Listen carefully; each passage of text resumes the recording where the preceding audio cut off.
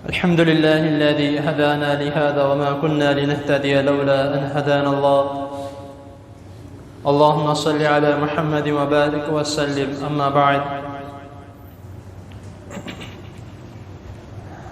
حضرات محترم، رمضان المبارک کی فضیلت اور فرضیت آپ کے سامنے بیان کی جا رہی ہے.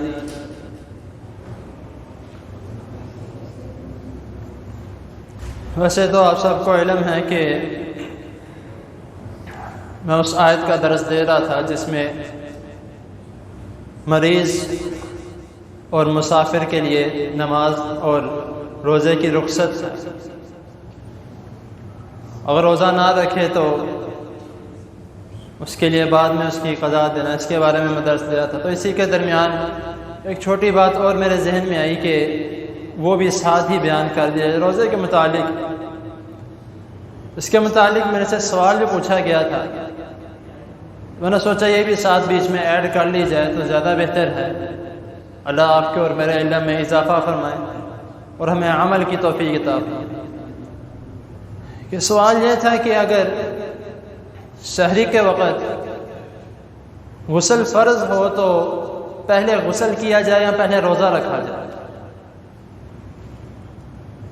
تو اسی کے متعلق رسول اللہ صلی اللہ علیہ وسلم کی حدیث، جس میں اسی طرح نبی کریم صلی اللہ علیہ وسلم کے ساتھ بھی عمل پیش آیا تھا کہ نبی کریم صلی اللہ علیہ وسلم غسل فرض تھا اور روزے کا وقت یعنی سحری کا وقت ہو چکا.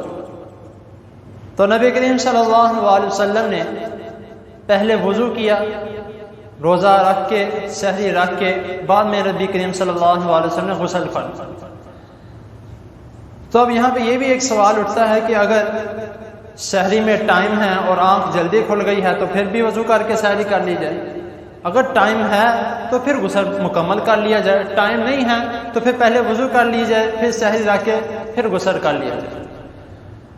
اب ایک اور بات بھی اکثر یہ پوچھی جاتی ہے کہ اگر مثال کے طور پہ روزہ رکھ کے اگر کوئی شخص اس کے اوپر مثال کے طور پہ سویا ہوا ہے اور اس کے اوپر غسل فرض ہو گیا تھا، اس کا روزہ ٹوٹ جائے گا.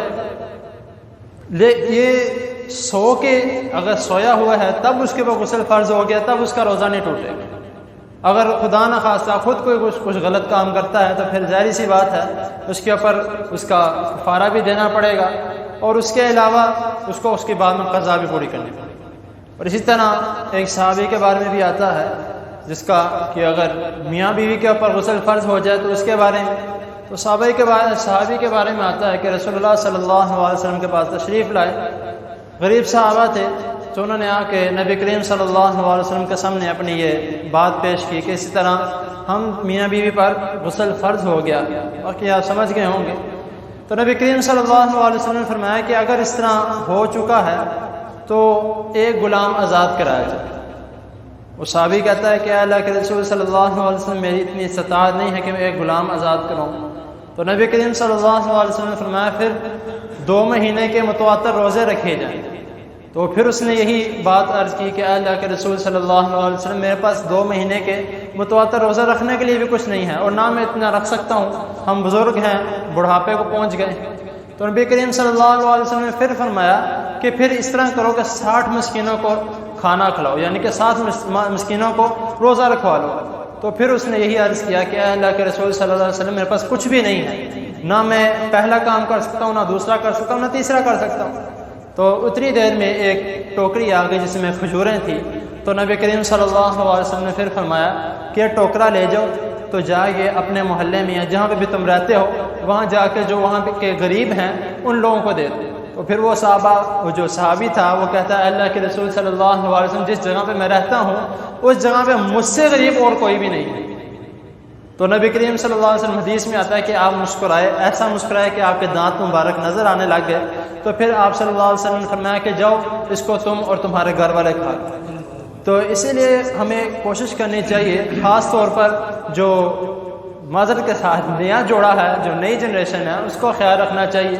تو باقی اللہ تعالیٰ کی حضور دعا ہے اللہ تعالیٰ ہمیں اپنی حفاظت میں رکھے اور ہمیں اپنے رمضان اور اپنے روزوں کو مکمل کرنے کی توفیق عطا.